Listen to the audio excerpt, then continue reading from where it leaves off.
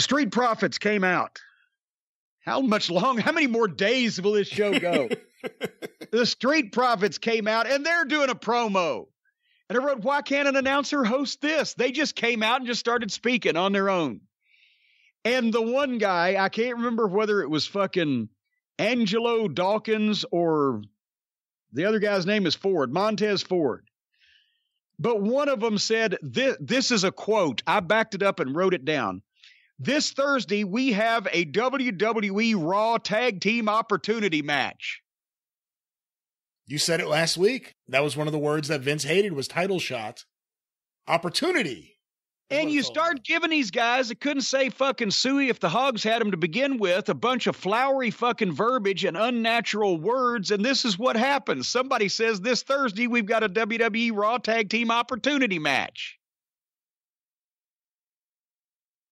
Versus Seth and Murphy. Seth Rollins and Murphy are the tag team champions? I didn't even realize this last week. I'm more offended now. Why not make fucking Scooby-Doo and fucking Jesus the tag team champions, like over on All Petite Wrestling? This was a badly written, stagey promo, and then Murph the Smurf popped me. And I'll tell you why. And somebody up there probably remembers it and gave it to him. I don't know. But that was Norman Frederick Charles III.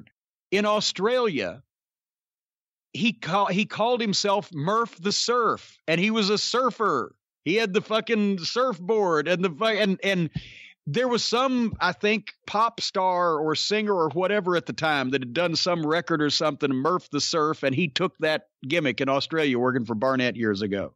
This was Murph the Smurf.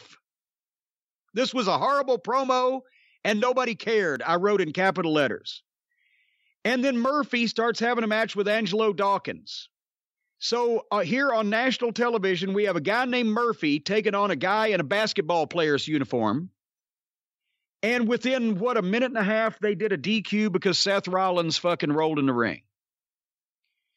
But it was not over because now, goddamn, the partner to fucking Dawkins is pissed, Ford, and he challenges Seth Rollins for a match, and the people go, oh, and they're going to make it, and we go to break instantly.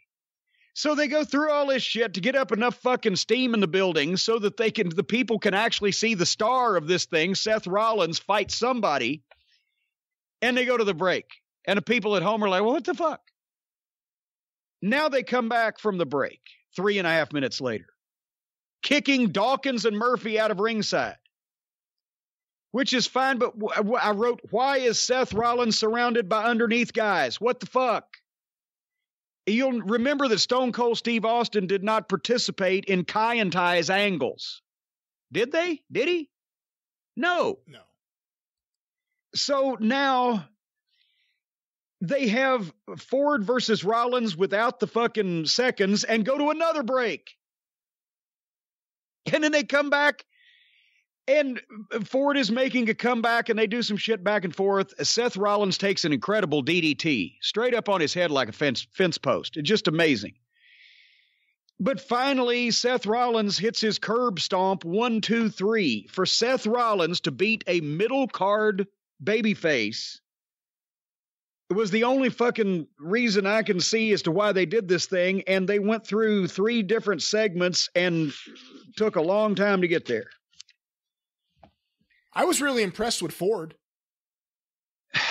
I didn't care at that point. I don't know, maybe the Street Profits, maybe the fact that I was fucking blind from their goddamn bright red outfits. They looked like the University of Louisville Cardinals basketball team. Or just the silliness of the whole thing, or the fact that we start one match, then we get another match before the first match was ever any good to begin with. And then they constantly break it up with commercial breaks.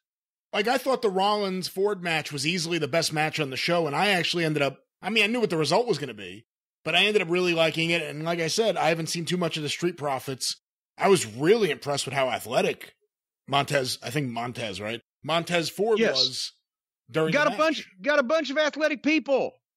Then strip off all the funny fucking outfits, start this thing from square one again, and explain to me why I'm supposed to care about all of them.